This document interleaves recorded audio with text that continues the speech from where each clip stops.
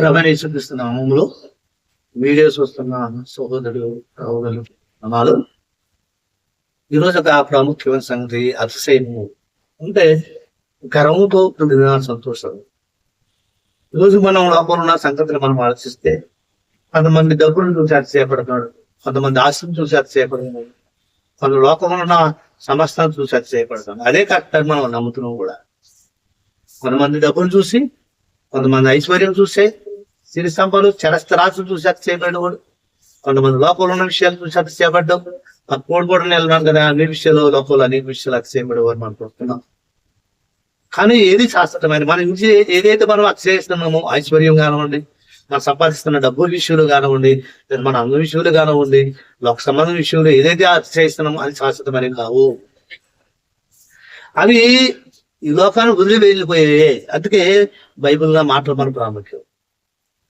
ఆకాశము భూమి గతించినా కానీ గతించిన మాటలు దేవుని మాటలు రాబట్టు. ఈ రోజు దేవుడు ఏదైతే వద్దంటున్నాడు అశాశ్వతమైంది, శాశ్వతమైన వాటి యందు అతిశయించి గర్వపడి కుప్పకూలు ఈ లోకంలో పోకాలు చూస్తున్నాడు. ధనం చూసి అతిశయించబడు సర్వనాశనం అయిపోతున్నాడు. లోకం స్థిరాస్తులు చూసి మురిసిపోయేవాడు పోయిన తర్వాత పుసుకుల పూల కూడా తీసుకెళ్ళిన పరిస్థితి.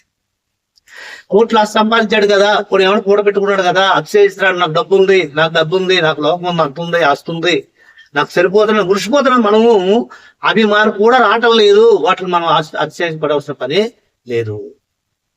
కాబట్టి బైబిల్లో రాయబడ్డ సంగతిని మనం ఆలోచిస్తే ఒకసారి అపోస్తుడైన పౌలు కొరింథీయులకు రాసిన మొదటి పత్రిక 1:31 అతిశయించువాడు ప్రభువునందే అతిశయింపవలెనని రాయబడినట్లు నెరవేరినట్లు దేవుని మూలంగా ఆయన మనకు జ్ఞానము, నీతియు, పరిశుద్ధతయు, విమోచకుడు ఆయన అన్నాడు. అతిశయించేవాడు ప్రభువునందే అతిశయింపవలను అంటే యేసుక్రీస్తునందే మనం అతిశయించాలి. ఎందుకు మనం యేసుక్రీస్తు అతిశయించాలి?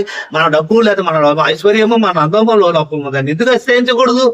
మనం ఆలోచిస్తే కాబట్టి ఇర్మియా గ్రంథంలో, పాత నిబంధనలో ప్రవక్త ఇర్మియా గారు చెప్పుకొస్తూ ఈ మాటలో ఒక అద్భుతమైన మాట వివరణిస్తూ ఇర్మియా గ్రంథము 9వ అధ్యాయము 23వ వచనంలో ఈ అతిశయం గురించి మనకి క్లియర్ గా మనకు కనపడుతుందండి. బైబిల్ ఉన్న వాళ్ళు మనం చూస్తే ఈ ఇర్మియా గ్రంథము 9వ అధ్యాయము 23వ వచనంలో 9వ అధ్యాయము 23వ వచనం మనం చూస్తే యెహోవా ఎలాగో సెలవిచ్చెను, జ్ఞాని తన జ్ఞానమును బట్టి, సూర్యుడు తన సౌర్యమును బట్టి అతిశయింపకూడదు. నా జ్ఞానము నా తెలివైన ఉండే అంటానికి వీల్లేదు. ఇక్కడ అంటాడు యెహోవా ఎలాగో చలవించుచున్నాడు, జ్ఞాని తన జ్ఞానమును బట్టి, సూర్యుడు తన సూరత్వమును బట్టి అతిశయింపకూడదు, ఐశ్వర్యవంతుడు తన ఐశ్వర్యమును బట్టి అతిశయింపకూడదు. అతిశయించేవాడు దేనిని బట్టి అతిశయింపవలనగా భూమి మీద కృప చూపుచు నీతి న్యాయములను జరిపించుచున్న యెహోవానని నేను గ్రహించి నన్ను పరిశీలన తెలుసుకున్నట్లే అతిశయించవలసిందిగా చెప్తున్నాడు.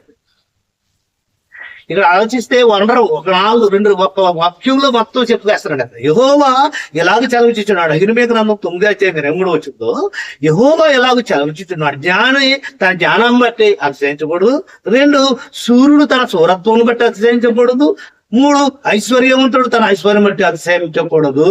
సూర్యుడు, జ్ఞాని, ఐశ్వర్యవంతుడు వాళ్ళ యొక్క ఐశ్వర్యం బట్టి అతిశయం. తర్వాత అంటున్నాడు అతిశయించేవాడు దేనిని బట్టి అతిశయింపబడనగా భూమి మీద కృప చూపుచు నీతి న్యాయమును జరిపించుచున్న యెహోవాను నేనే అని గ్రహించి నన్ను పరిశీలనగా తెలుసుకున్నట బట్టియే అతిశయింపవలను. అట్టి వాళ్ళు నేను ఆనందించేవాడనే నాననే యెహోవా సెలవిచ్చుచున్నాడు.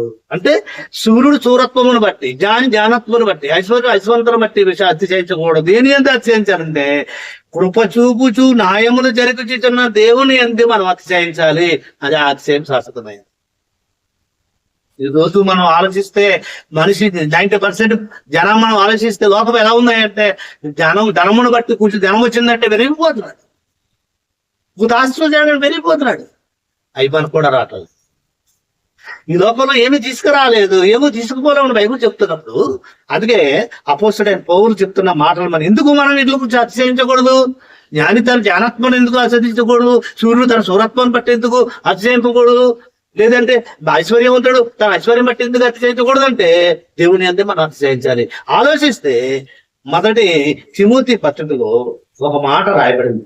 6వ అధ్యాయము, మొదటి తిమోతి 6వ అధ్యాయము 6వ వచనంలో అపోస్తుడైన పౌలు తిమోతికి రాసిన మొదటి పత్రిక 6వ అధ్యాయం 6వ అధ్యాయము 6వ వచనం ఇక్కడ రాయబడింది, మనము ఈ లోకములోనికి దేని తీసుకుని రాలేదు.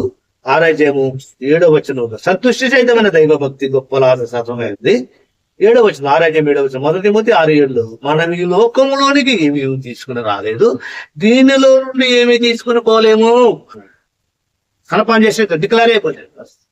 ఒకవేళ జ్ఞానం మరి అతిశయిస్తే ఈ అతిశయం మన కరెక్ట్గా ఐశ్వర్యవంతుడు తన ఐశ్వర్యవంతుడు తీసుకొస్తే నీ ఐశ్వర్యం కూడా రాకలే. నా జ్ఞానం ఉంది, నా డబ్బు ఉంది, నేను ఏదైనా చేయగలను వెరిమిగితే అవి కూడా రావట్లేదు. ఇక్కడ అందుకే అన్నాడు, ఈ అద్భుతమైన మాట బైబుల్ రాయబడింది. అతిశయం అంటే గర్వంతో కూడిన ఆనందం. నాకేంటి లే, నాకు ఒకరితో పని లేదు, నాకేంటి ఎవరు చెప్పేది, నాకు అన్నీ ఉన్నాయి కదా అన్నాడు. నాకు డబ్బు ఉంది, ఏదైనా చేయగలరు, నాకు అన్నీ ఉన్నాయని గర్వెక్కుతున్నాడు.